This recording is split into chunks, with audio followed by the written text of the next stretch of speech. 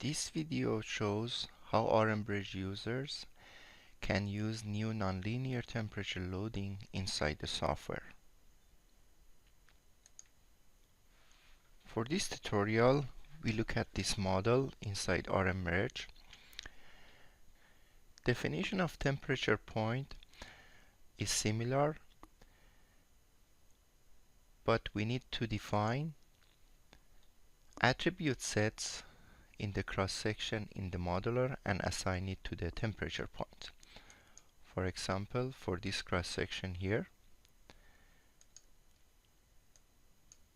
as you see, we assign the attribute set to the temperature minus negative temperature points.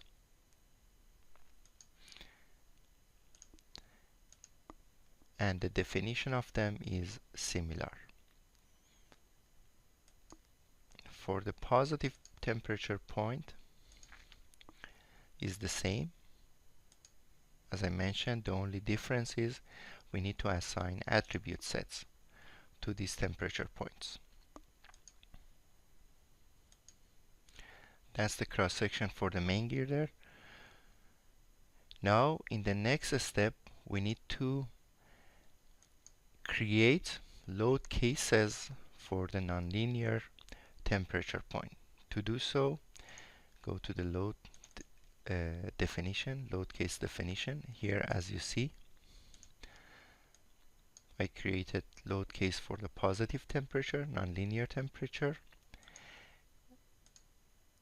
and assign this load case to the new load case that we have in Bridge, nonlinear temperature, which we call it TNLIN, nonlinear temperature, and here I assigned it to the main girder.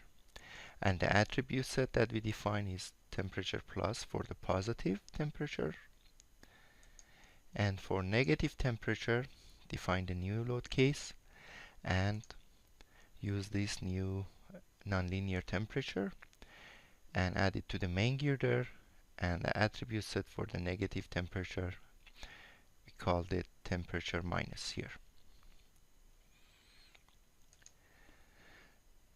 The next step is to calculate these load cases as we have here, as we define here.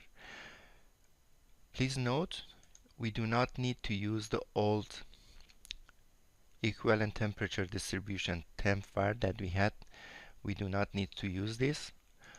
For calculating these new temperature, nonlinear temperature load cases, we just need to use static load calculation here, and for each load case, for the positive load case, we define it here for this simple load calculation, one of them for the positive nonlinear temperature and the other one negative temperature loading. Now we simply run the model, and here we can see the results. Let's look at the results. For the positive temperature loading, let's look at the deflected structure and then normal stresses. You can see the distribution of the stresses on nonlinear loading. Now we look at the distribution of the stresses. Let's look at the distribution of the stresses for the nonlinear temperature for the negative temperature. And also for the deflected structure, we look at the negative temperature loading here, and we can see the distribution of the stresses on the structure.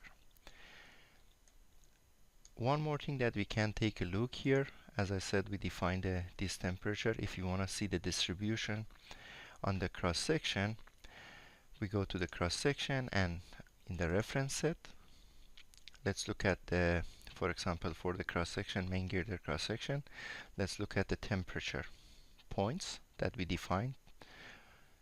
If you look at this info button here and select the temperature for the positive temperature, we can see the distribution of the temperature that we defined before. And now if we change it to the minus temperature, we can see this distribution here, as you see here in this picture.